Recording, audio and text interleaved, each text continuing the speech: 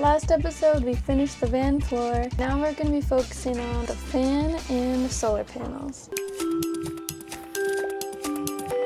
I listed all the materials and the tools I used in this episode, and I've linked them all down below. Just to show you why I want to leave sooner than later, that is terrible.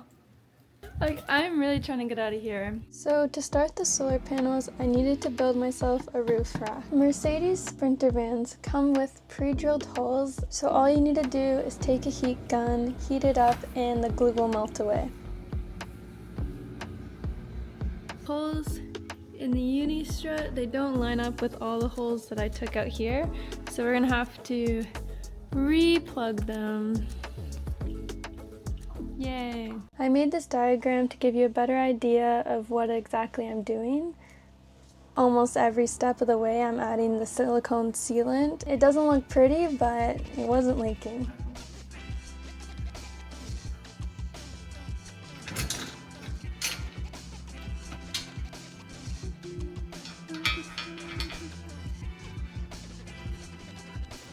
So for the solar panels, I put them up here, but they're not hooked up yet.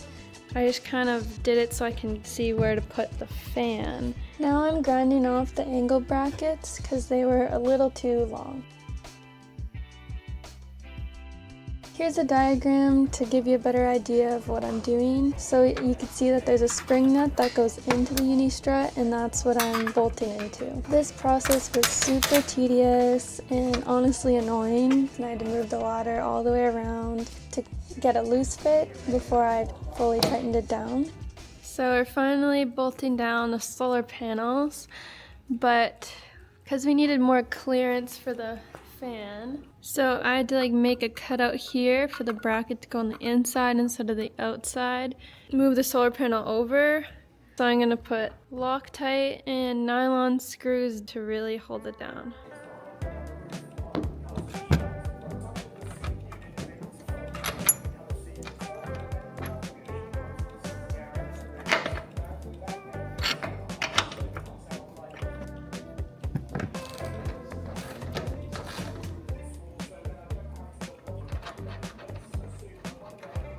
So while hooking up the solar panels, you can either do it in series or parallel. I chose to put the panels in series, so there wasn't as many cords I had to deal with. Now I'm drilling a hole in the van to put the solar panel wires through.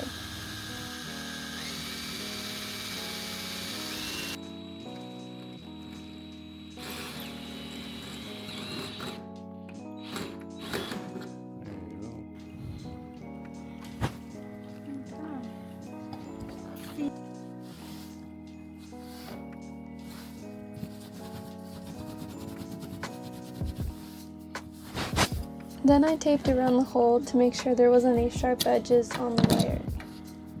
Okay. So I made sure to wipe down the area with acetone to get rid of all the metal shavings.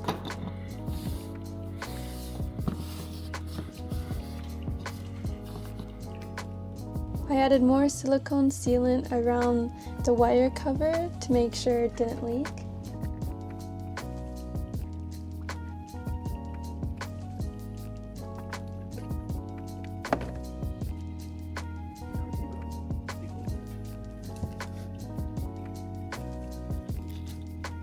I'm about to put the hole in the van. I'm scared. Okay, so I was gonna do this square to go around these, but then it's off center, and I feel like we just have enough room to do it around this one, like this square, and then it would be center. So I'm gonna try that. Now for the fan, I did pilot holes around each corner. Then I used a jigsaw to cut corner to corner. And as you can see, it's not working very well, and that's because, I didn't know it at the time, but I was actually using a wood blade instead of a metal blade here, so I made it a lot harder on myself. Well, we have a hole.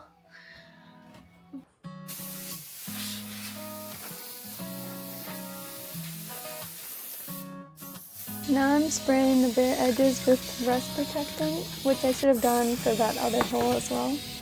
For the fan, you need to make a wooden frame to drill into.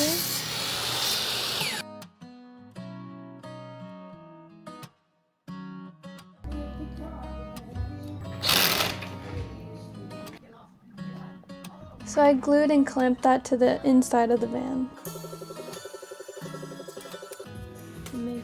Now I'm putting butyl sealing tape around the edges.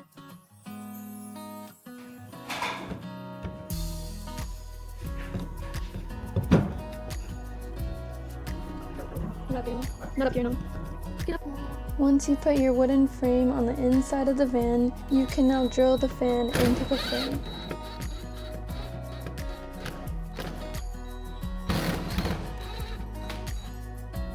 When you put the fan on, you need to make sure the two holes on the sides line up. Once you have the fan lined up with the holes, you can then screw the top on.